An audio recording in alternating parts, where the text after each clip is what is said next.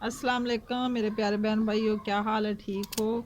मैं आपके साथ शाम के खाने में हाज़िर हूँ और मैं आज बनाने लगी हूँ गाजर मटर आलू और ये मेरा मूंगरे हैं।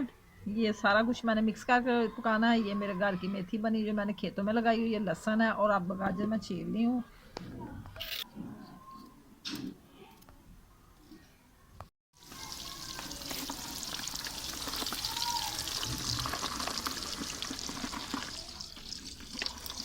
अब मैं बना रही हूँ अदरक लहसुन और ग्रीन मिर्च का पेस्ट। ये मैंने ऑयल डाल दिया हांडी में और आज मेरा जंग बाजार बनने वाला है, जिसको मैं बोलती हूँ आलू गाजर मटर और मूंगरे, साथ मेथी, ये बंद गोभी और शिमला मिर्च।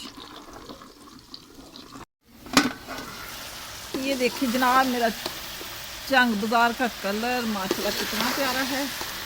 खुशबू फैली हुई सब घरों में मेथी की।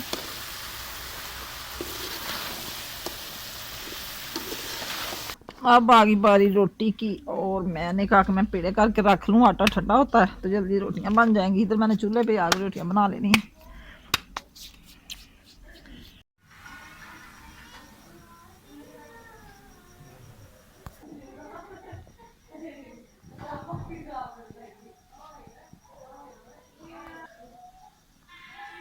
अब हम पीने लगे हैं चाय जो हमारी बन चुकी है।